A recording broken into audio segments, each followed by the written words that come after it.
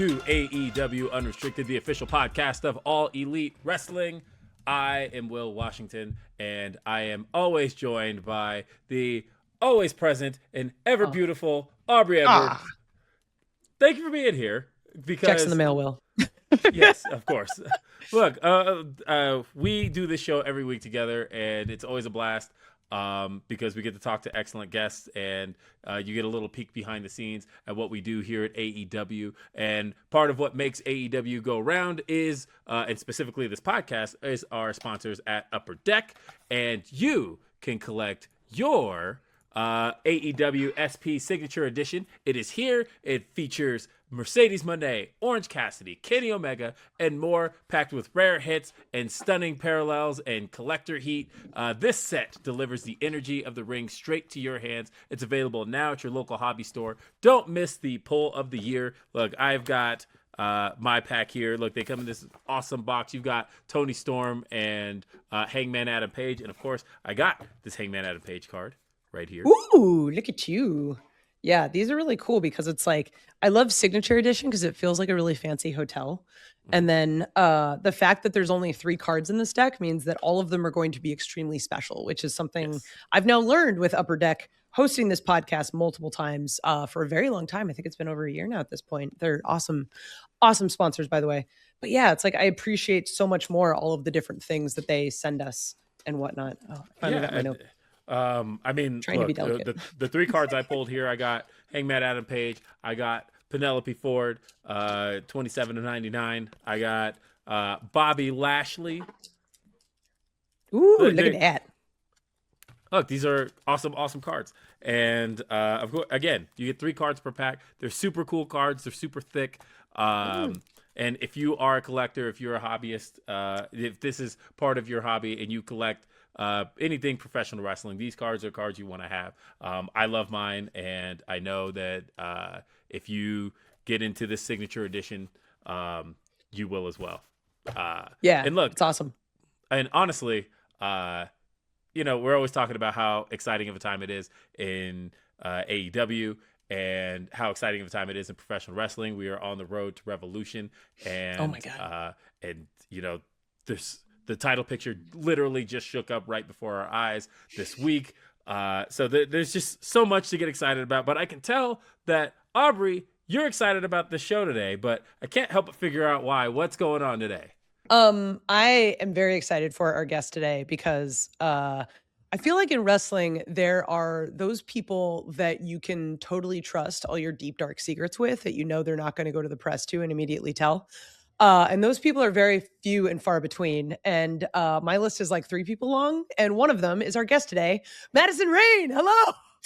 Hi, friend. You know what? That is like the ultimate compliment, especially in the wrestling business. Like, if your list is 3, then that's probably +1 on my list. So right, like it's like 3 on a good day. Like there's 2 guaranteed. When everyone's behaving and everything is like all the stars are aligned, it's 3. Yeah. I also want to point out just Will's like high eyebrows as I was saying this, like, what? Like, you know what I'm talking about, bro. Yeah, of course I do. I would hope I'm one of those people for you too. But you like, are. You are. That's what I thought. But no, it is funny having been around the business a lot less time than either of you, and definitely know that to be the case. But I want to say, speaking of time, I do want to get into an important topic because Madison, it's the end of an era. We just saw the retirement, the final match, a huge career milestone. What's it like being on this side of your wrestling career? Yeah, I mean, I'm smiling ear to ear.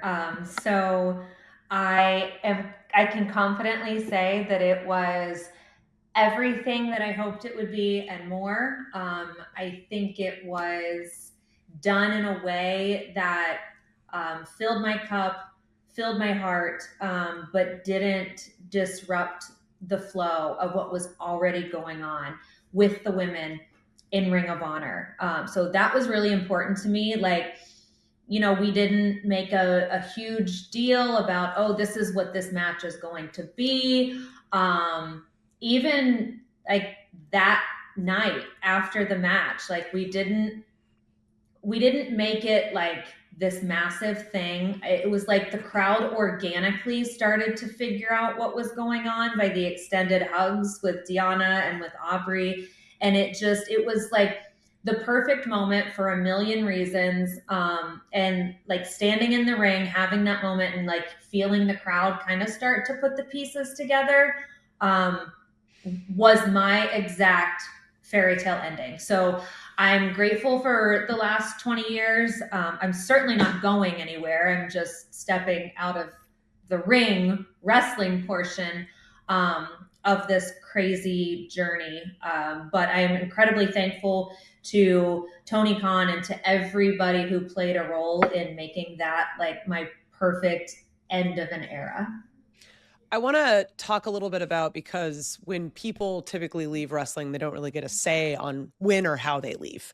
And it's very rare that it's like you get to pick the match you're doing, you get to pick the venue, and all of those things kind of line up. So what was sort of the impetus for like having Deonna there, it being in Hammerstein, like all of these little details?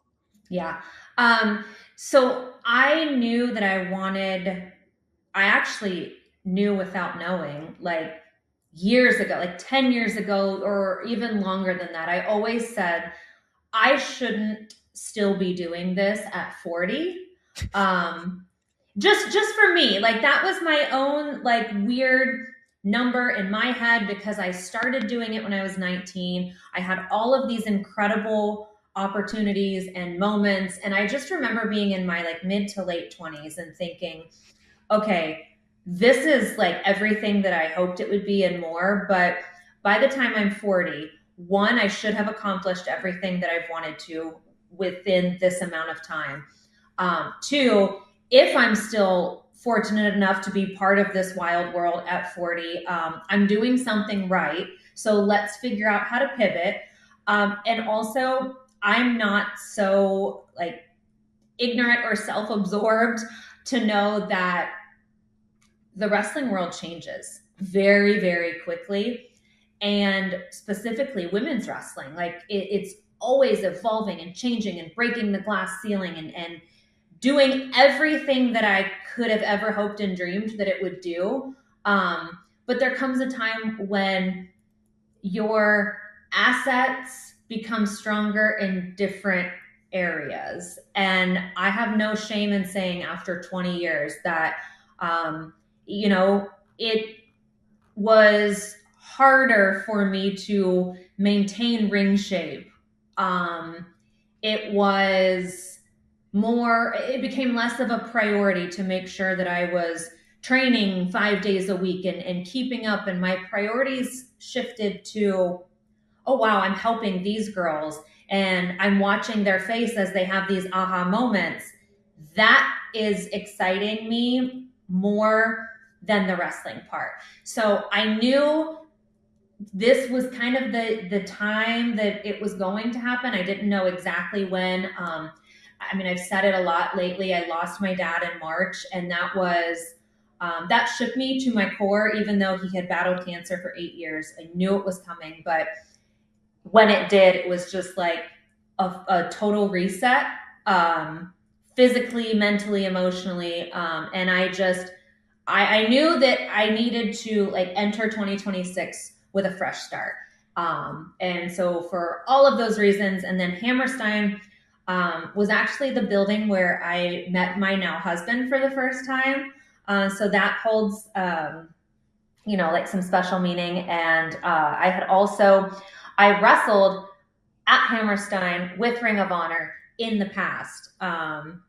And it wasn't with Deonna, but Deonna and I have shared rings in companies together for the last, what feels like 100 years. She's one of my best friends in and outside of the ring. And so for all of those reasons, and having you there for that moment, Aubrey, like it was just because of Tony Khan and the way that he is. And when I asked him to do this, like 3 weeks prior when we were in Columbus, and he gave it the green light, was like, are you sure this is what you want to do? Are you sure you're ready? And like, he made sure that it was a moment for me and less of a moment for business. And if it did good business, then even better. But the fact that our boss created a moment and allowed me to have it is like, everything else fell into place perfectly, but without him giving that blessing, it wouldn't have happened. So I'm just incredibly thankful for the last 20 years, but specifically for that night and that moment. Honestly, just watching the moment as it aired and seeing, as you talked about it, kind of everybody's faces in the building realize what was happening. It was really cool. And again, seeing Aubrey in there for it all, like I don't think it could have been a better fairy tale ending as far as just from a viewer perspective was. And then I just looked it up and I realized, because of course you mentioned having to do this before 40, and you're like a week away. Like that. 2 weeks, Will. I'm 2 weeks away. I don't know. Look, I'm talking about when Don't steal that week from her. But by the time this drops, but either way, we're yes. So we're like right around the corner from that. So you did manage to round it out just perfectly, right in the nick of time. Yeah, for sure. And listen, if there was like a world catastrophe that could only be resolved by my stepping back into the ring, like, could I be talked into it under the right circumstances? As I sit here, it's a hard no, but you're like, no, just let the world crumble. It's fine. Everyone will figure it out. I get it. In wrestling, like, you never say never. As I sit here right now, I can't think of a scenario where I would ever be tempted to come back. But like, in the same breath, if there were a charity event or there was something that just like felt absolutely perfectly right, I'm not going to forget how to wrestle. I'm going to consciously make the effort to not do it and to be proud of everything that I've done.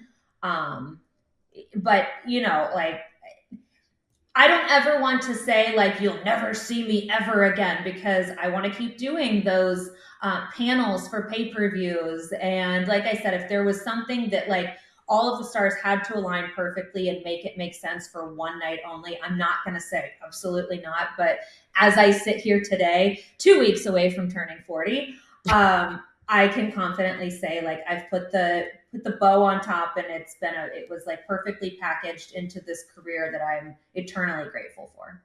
Hell yeah. Oh my God. Okay. So we're talking about retirement. We got to go to a quick break, and then when we come back, we'll talk about the thing you've been doing most of the time, but also the thing that is now your primary focus, coaching behind the scenes in AEW. We got to take a quick break, and then we'll be back on Unrestricted with Madison Rayne.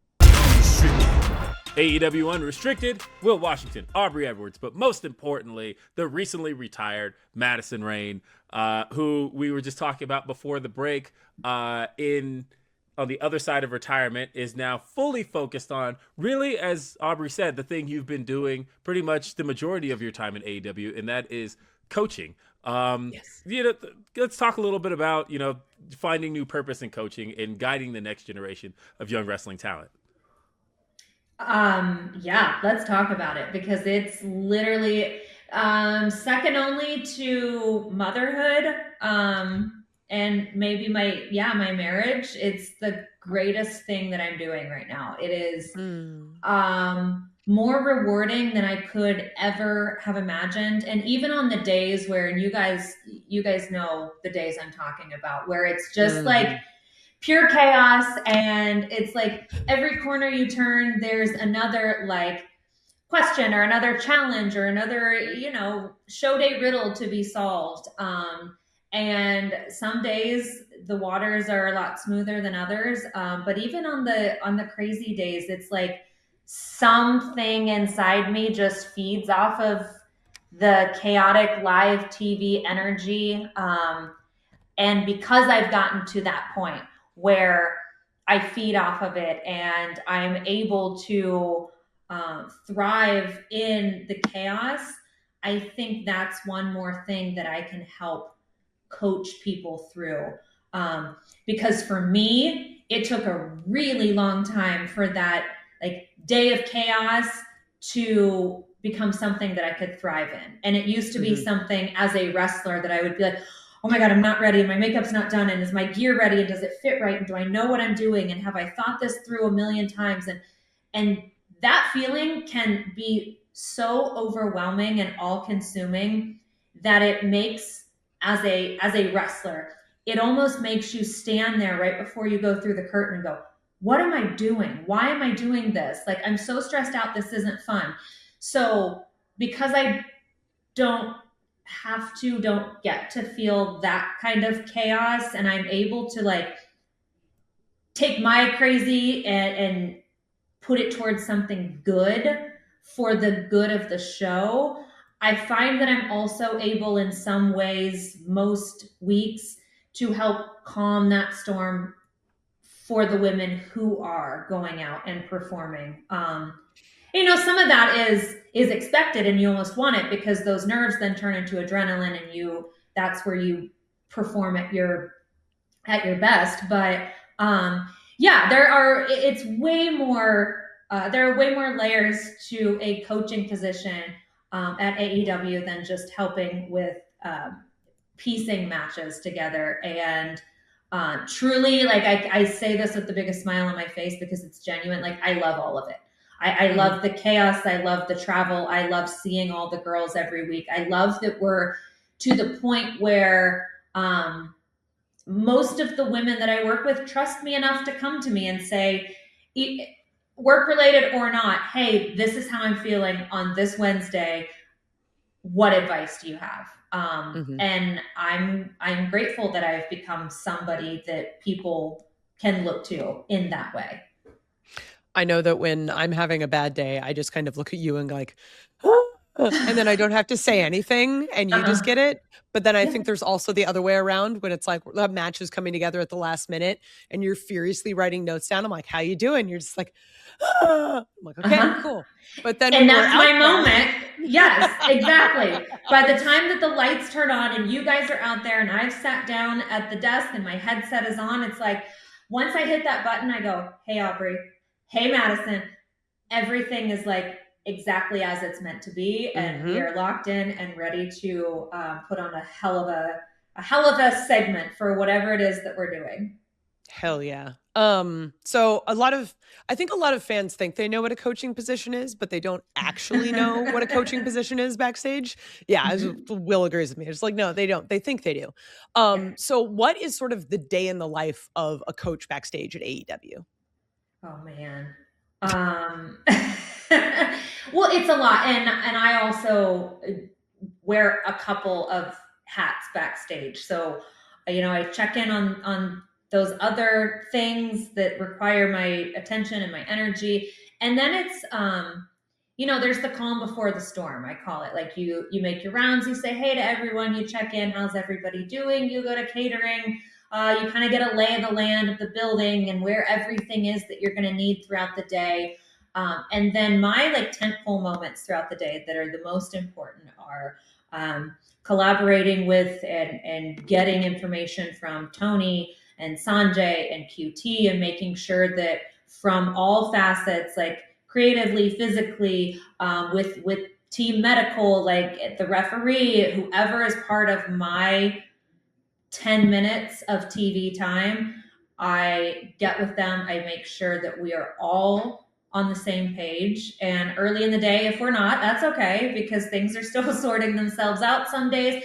Other days, it's like we walk in and like the red carpet has just been rolled out and things go perfectly. And my day is pretty non-chaotic until those lights and cameras turn on. But that's the first step is checking in with the powers that be. And then I will go check in with my girls, whoever I'm coaching that night.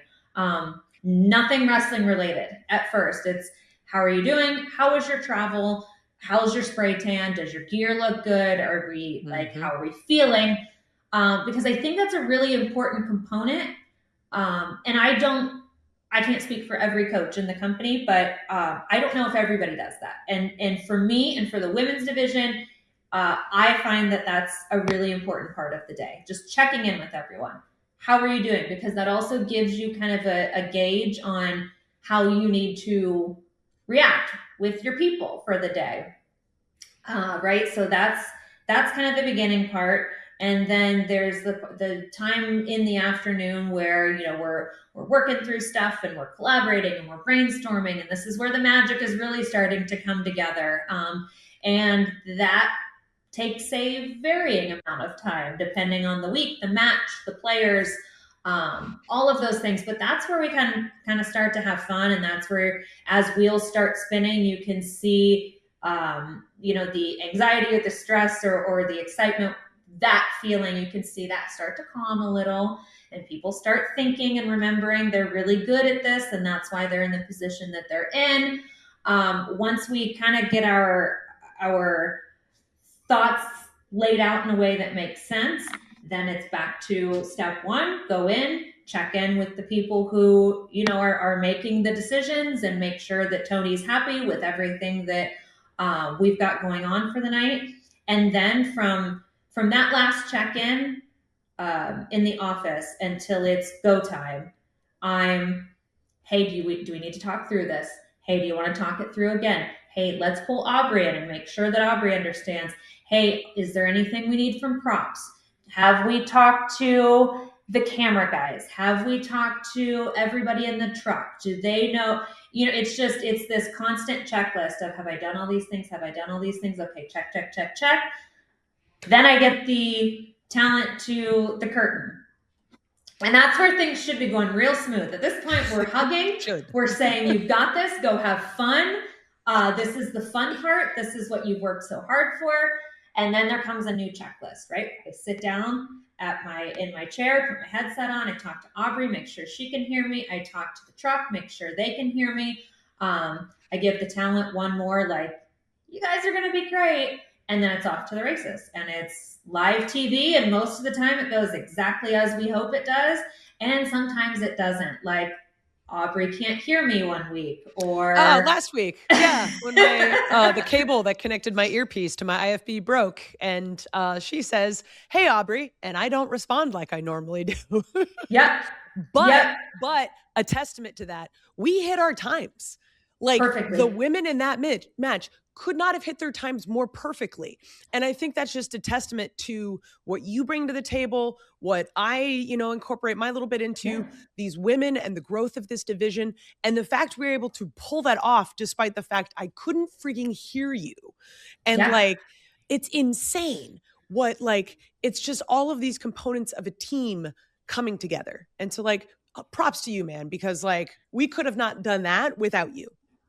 Or you. Now let's not shortchange the referee and his or her position in a match. I'm not kidding. I've told the story when I started televised wrestling. It was under the care of Earl Hebner, and so I didn't often have to worry about the referee component of learning how to wrestle on television. And sometimes I think that talent need to be reminded how good we have it at AEW as far as our team of referees go, because in situations like that, when communication has been lost and we're live on TV, I can't come out there and tell the girls, hey, you guys are great. You're doing good. You know how to do this. You have mentally how long X amount of minutes are. You've got this. But to have somebody in there who is kind of helping control that and keep those nerves directed in the way that they're meant to go and not kind of go off the rails, that's a really important piece of all of this. And I don't know that the referees often get the recognition that they deserve. Appreciate you a lot. Appreciate you.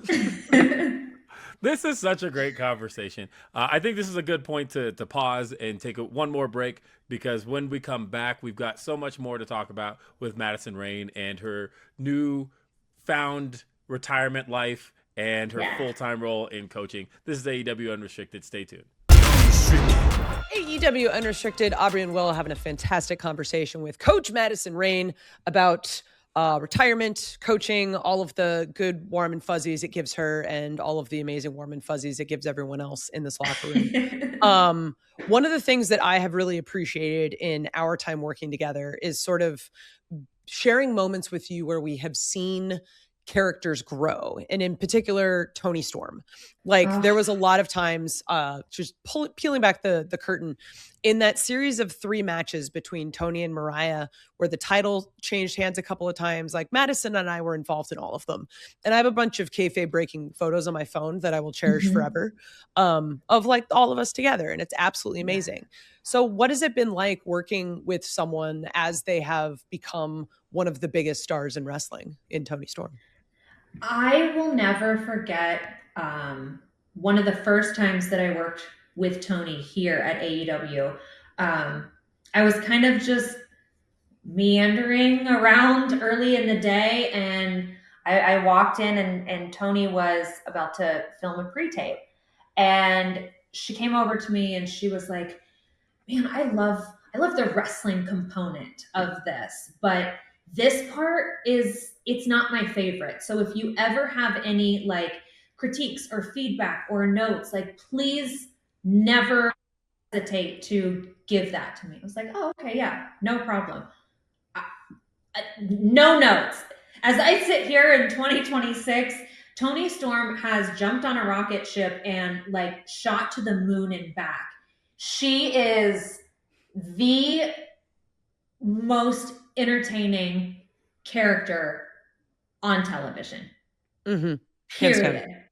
And I would fight anybody on that. And it's because of Toni Storm. Like the effort that she pours in every single week made me want to work with her so bad. Made me actually like go to her and say, hey, can I coach these matches? Like, can I be the one who's a part of this with you? And thankfully she said yes and took me along on this ride. Aubrey and she took us on this ride with her, and we've literally made history with Toni Storm because she lets us exist in her orbit, whether it's Wembley or Australia. Like we are always part of her greatness, and that makes her like, that's just a testament to her as a human outside of being the phenomenal performer that she is. So I guess, I have to think about how you even go about coaching a character like Timeless Toni Storm, right? And like, what's like a piece of advice that came directly from you that you felt almost helped shape the way that the character came across on television? I mean, if there was something that I have done that Toni has like grabbed a hold of and held on to that has helped this character, I'm humbled by that. I would say maybe the only thing, and I didn't teach this, but just is a constant reminder for her, because this character is so dynamic and has so much depth. I always just remind her, and this is a big note that I give a lot of the women that I coach, because I was never the best technical wrestler, and I will never try to wear that badge. Like I just wasn't. Like I was good, but not to the degree that a lot of these women are. But the one thing that I always got, that I always understood, was the moments.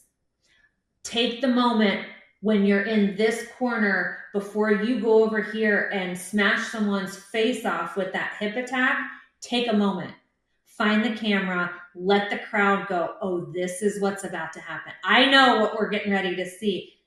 Those moments can get lost, especially when you're live and you're trying to fall within like these time constraints that were given to you, and maybe we're getting close to the end of our time, and you still want to have this amazing match, you want to tell this great story, and you've got 45 seconds left to do it, but somehow Toni Storm always figures out a moment to make a moment. And if that was something that I helped with, fantastic, and that's a badge of honor that I will wear around every single week. But I also think that that's just Toni being brilliant. So yeah, I think that Yeah. answers. Hey, there she is. Look at that amazing card. Thanks to our sponsors, Upper Deck. I want to just talk more generically, like about how great our locker room is and sort of your thoughts on it, because multiple of us, me, you, many people backstage have all said this is the best version of the AEW women's locker room we've had. Not just the roster, but I think it's important to note that like you can be a great wrestler on TV, but you know, you need to have good locker room people that can build you up, help you when you need it. They know when to support you. They know how to support you. So give us a couple of your thoughts on the women's locker room. Yeah, I think that is a lot more important than people realize.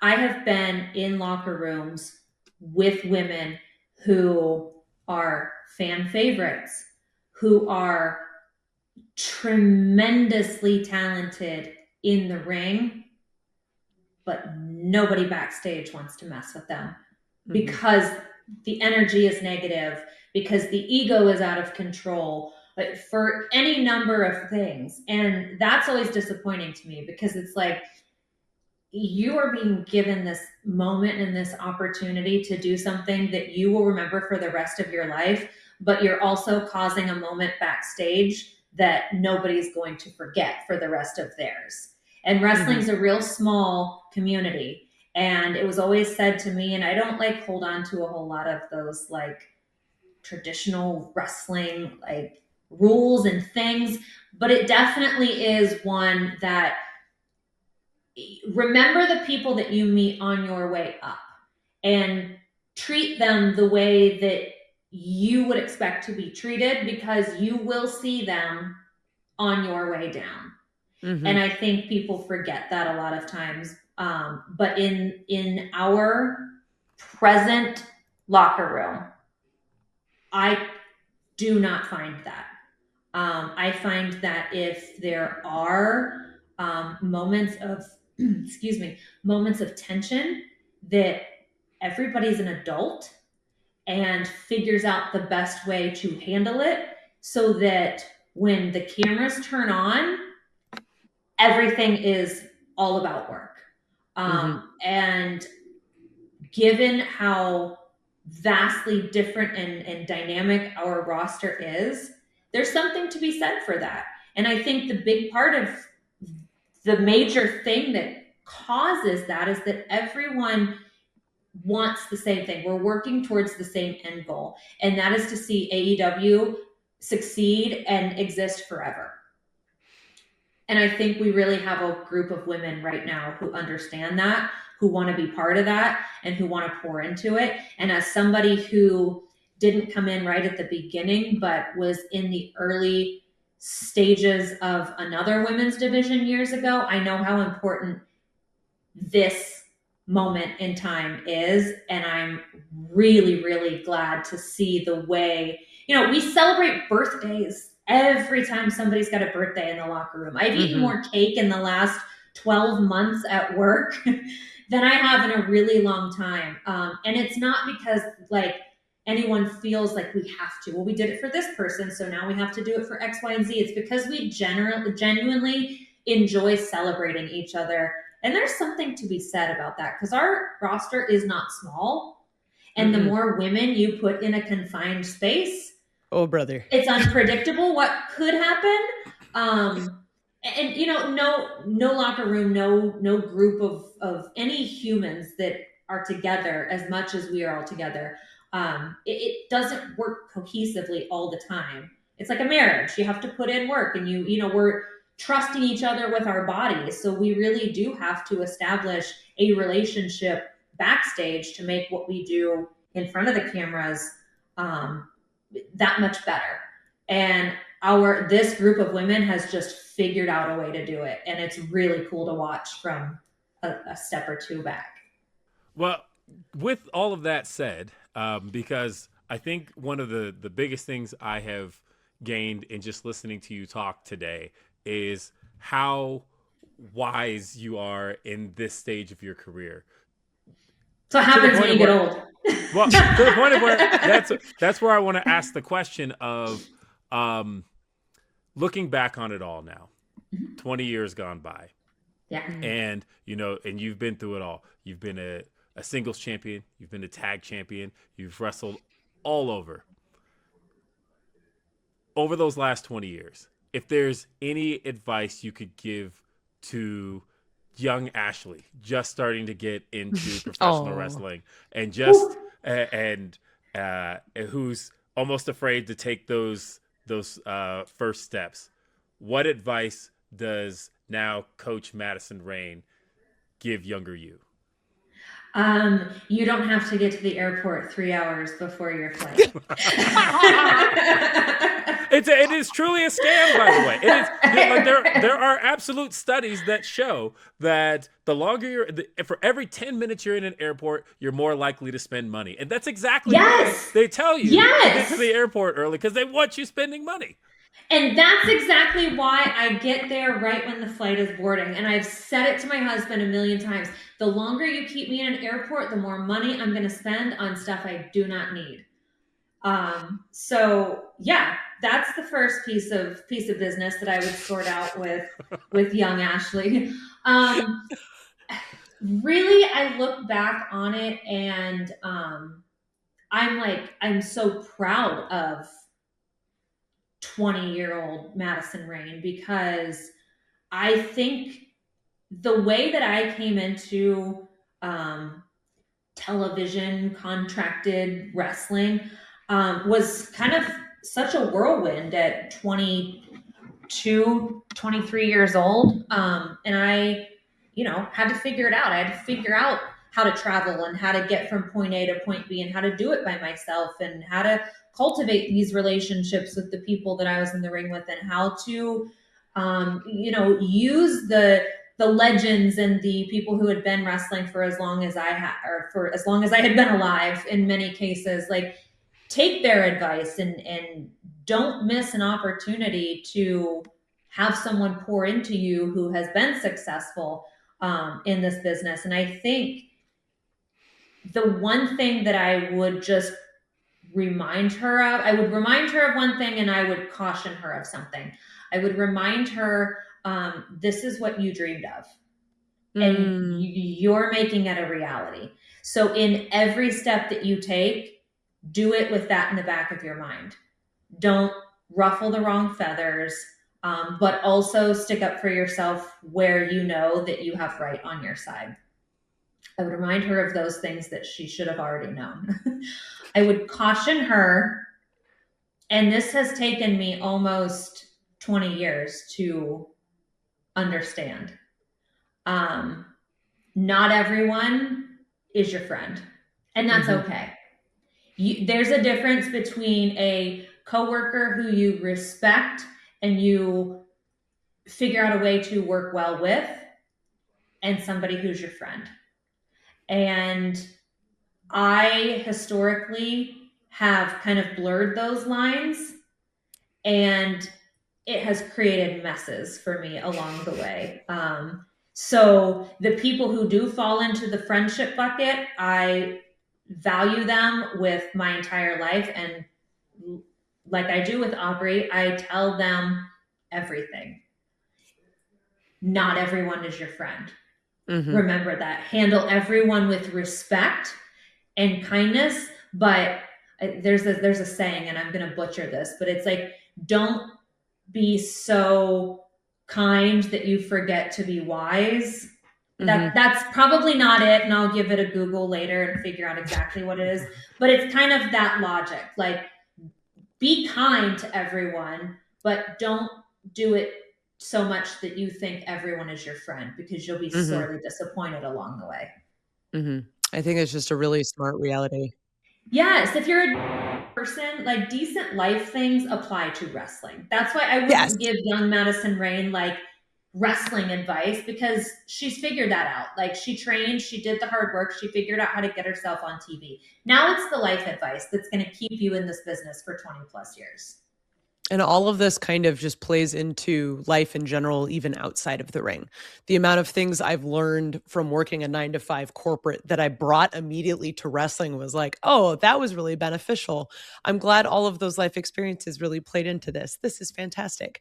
So it's like, that's almost more important advice than I think anyone listening to this will realize, like how absolutely important it is. Like there's a difference between being nice and kind is sort of my favorite version of it. Like someone can just be nice to your face, but like if they really care about you, they'll tell you like it is, but they'll do it in a professional way so that you appreciate it. And I think from that, like, I just want to tell you, I appreciate you. I have so much respect for you. You are inspiring. You are a wonderful mother, a great dog parent, the biggest Taylor Swift fan I know, a loving wife, a fantastic coworker, and just a wonderful friend. And I'm so happy you made the time to be here today.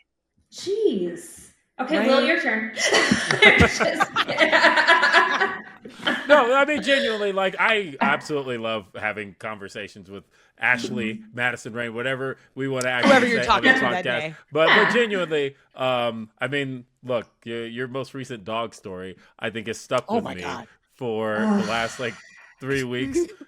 And that's the sigh of somebody who has a puppy.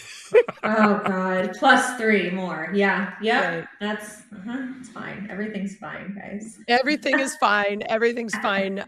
If you don't follow Madison on socials, you absolutely should, because she's a fantastic human being and your life will be made better by having her in it.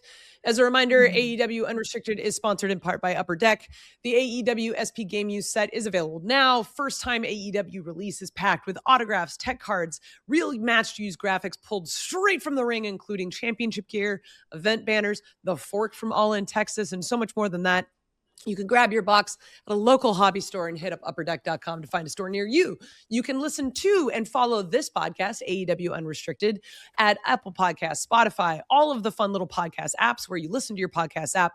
And if you want to wait out, you can listen to and watch the video episode on YouTube, AEW Unrestricted. Just hit the subscribe button so you never miss it. And if you're not an AEW insider, you should sign up now because you can get early access to ticket pre-sales, special merchandise offers, and more straight to your inbox. Sign up today, AEWTIX.com. And of course, don't forget, if you watch these shows, you will definitely be supporting all of the amazing work that Madison does, because AEW Dynamite airs on TBS Wednesday nights at 8 p.m. and streaming on HBO Max. AEW Collision Saturdays on TNT. ROH streams every Thursday on Honor Club. I'm Aubrey Edwards, along with my co-host, Will Washington, and one of my best friends and work wife, Madison Rayne. Thank you so much for listening to AEW Unrestricted. Peace out, everybody.